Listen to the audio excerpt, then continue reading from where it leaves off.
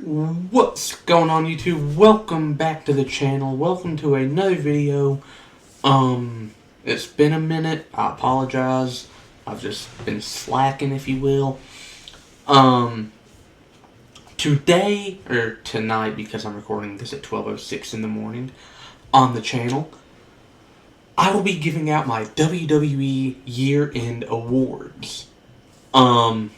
So what I'm going, WWE only, so if you're butthurt that Will Ospreay is not my men's wrestler of the year, shut up. This is WWE, I'm not including any other company. So, yeah. But I've also split it up NXT and main roster for the sheer fact that NXT has done a lot of really dope stuff and they deserve some love.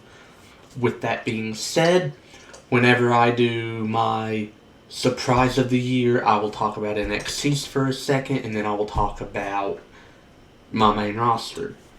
Like, each category, I'll talk about NXT's for a second, and then my main roster, to maybe shorten the video, maybe lengthen, I don't know yet.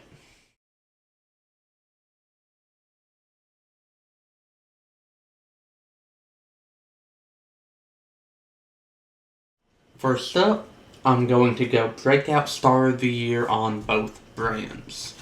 Or not both, but main roster and NXT. For NXT, let me first give a special nod to Javon Evans. This kid is 20 years old and he's got all the makings to be one of the most elite high flyers we've ever seen in professional wrestling. But alas, there's one NXT star that tops him, or there are a few. I had it down to Obafemi and Ethan Page. At the end of the day, not many wrestlers are winning their brand's top titles. Their second match in the company, Ethan Page did.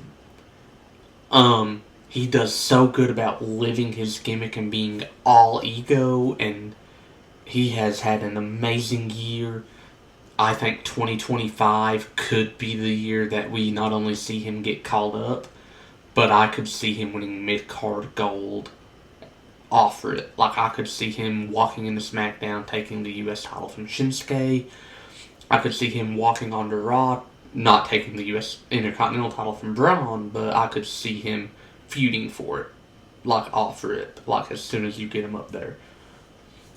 And speaking of Braun Breaker wins the main roster Breakout Star of the Year. And let me be honest with everyone that watches WWE, every fan, every friend I have that might be watching this, it's not close.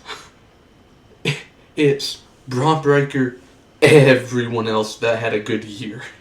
Like, it is so not close. It is not even funny. They have really been on a different level. Braun especially, just, it is so cool to see. In this new Triple H era, NXT call-ups getting treated with some level of credibility. You know, Melo's getting a little bit of credibility. Andrade being back from AEW but was an NXT superstar. But Braun Breaker is being put above and beyond how talented I ever thought he would be. I genuinely thought he's there because of his dad at first. I've never been so happy to be wrong. Braun Breaker is one of the best in the world today. 2025 is the year he wins gold. Mark my, not world championship gold. Mark my words. Quick note before I move to the next one. Breakout Star of the Year does have an honorable mention for the main roster. Jacob Fatu. I don't love you Solo, but I will acknowledge that Jacob Fatu is going to be a generational talent.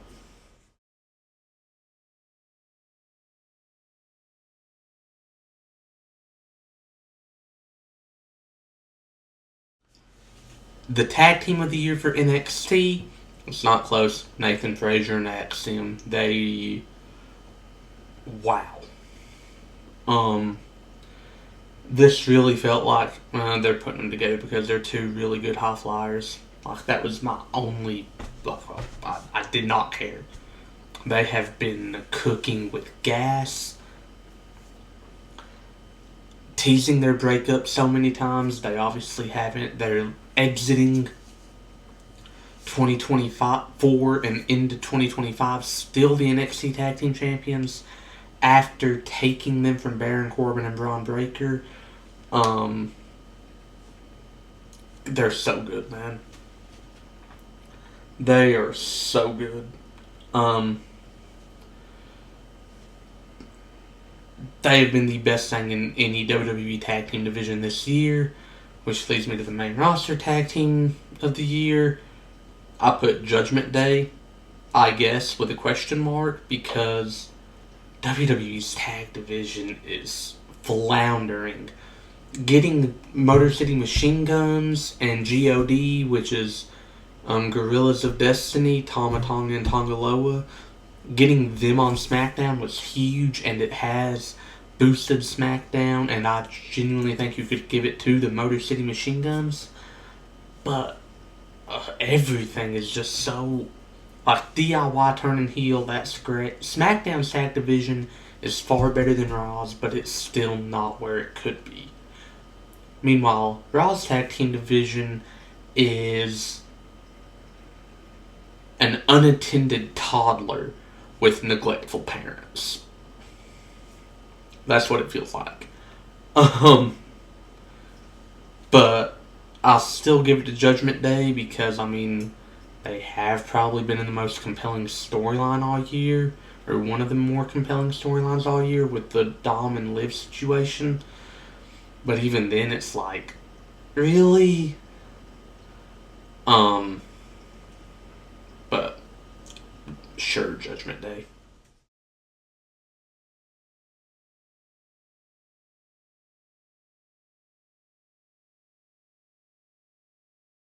Next, I'm going to jump into Rivalry of the Year. For NXT, I give it to Wes Lee and Zachary Wentz, Nash Carter, for those of you that only know him from his short time in NXT.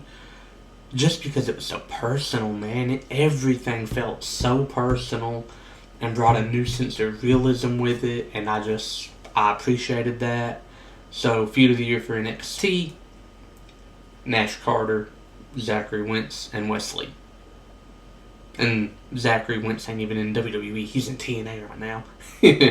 Whoops. Main roster. I shouldn't have to say a word. I shouldn't. It's Punk and Drew. They took a feud from January to October. Didn't get physical until August, with the exception of Punk costing Drew the titles. 3 times. Not once, not twice, but 3 times. Punk cost Drew the world title. When Drew won it at Mania, Punk beat him up with his tricep brace from his surgery. Damian Priest cashed in. It was awesome. Money in the Bank, Drew won. They wasted the briefcase, but I digress. Drew goes to cash in, gets beat up by Punk, loses. Clash at the Castle. Clash at the Castle. Drew's about to win.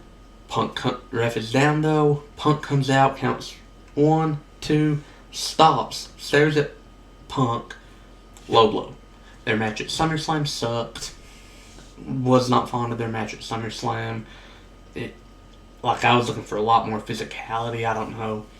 Their strap match was okay, but they put on a top... me and my friend Kobe talked about it. Top 3 Hell in a Cell match ever. Not 1, not 2, but top 3.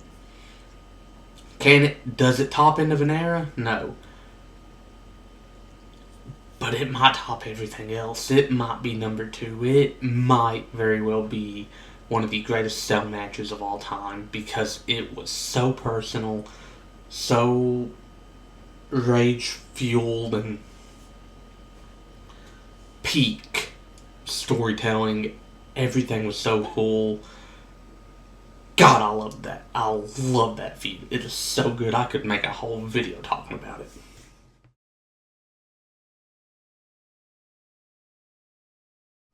Surprise of the year, I'm gonna make these two kind of quick.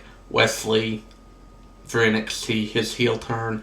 I thought, they were gonna give the Rascals, which is him, Trey Miguel, and Zachary Wentz's stable, a tag team title run in NXT. They didn't. Wesley's heel turn genuinely had me shocked. For surprise of the year, I'm so torn. But I went with Punk being the fifth man because I really thought they were going to do something with Rollins and Bronson Reed, and I'm so glad they didn't. Punk being the fifth man was so cool because of that history he's got with Paul. Got a little history with Sammy going, Jay, Roman. All that was so cool. Loved it.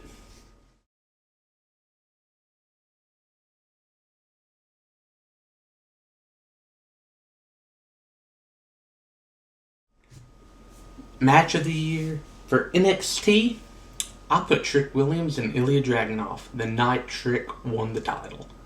And I've went back and watched that match to make sure that I'm confident that that's the match of the year. Yeah. For NXT, that is not only the best match of the year, that I think that should go down as one of the top NXT title matches. Like, it was so intense, so brutal. You genuinely did not know who was going to win. It was Trick's crowning moment. Such a good match. Loved it. Match of the year for WWE. Again, you could say Cody and The Rock for how much that moment means to fandom and whatever. Punk and Drew, though, that, just like the feud, that Hell in a Cell match, that moment where Drew misses the Claymore and his back goes on the edge of the steel steps. Punk wraps the chain around his knee and then hits the go to sleep. Was beautiful. I loved it. Punk and Drew's by far match of the year, and I think you could put it as match of the year for any promotion or for just the whole world of pro wrestling throughout the year. I genuinely do.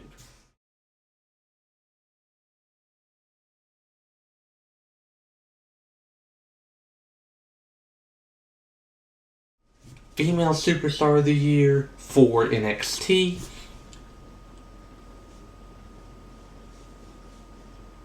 I don't have to say anything. Roxanne Perez. The Prodigy is exactly what she says. The Prodigy. One of the best female wrestlers going right now.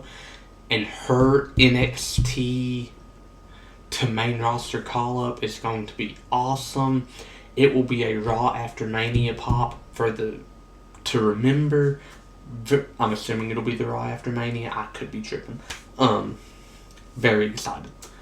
Main roster, I give it to Liv Morgan. She has really she had already came into her own with a few years ago, the Money in the Bank stuff, winning, beating Ronda Rousey clean twice.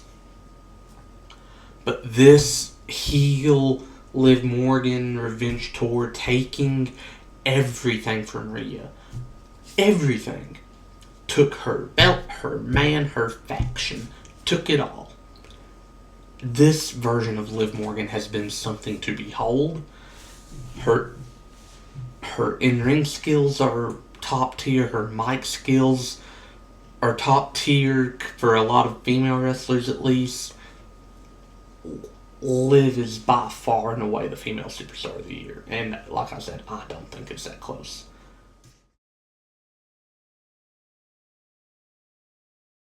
Okay, it is close. Rhea Ripley. Hold up. Rhea Ripley will always be like, as long as she is at this level of her career, she will always kind of be that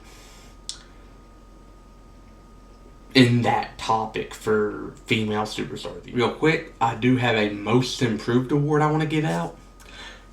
I say I want to give it out like I'm actually handing this dude a trophy, and it's only one. Dominic Mysterio. If you did an award show dedicated to wrestling, or did awards for wrestling like you did basketball, Dominic Mysterio would have won most improved back-to-back years. 2023, I was like, okay, this is where he peaks. He might win a mid-card title. The more and more Dom goes, the farther along in his career he gets, the more I'm convinced he could be a world champion one day. I'm fully convinced of it. Dominic Mysterio has had an amazing 2024. He had a great 2023. I can't wait to see what he does in 2025. And P.S., that face turn when Dominic Mysterio turns into a good guy again is going to be phenomenal.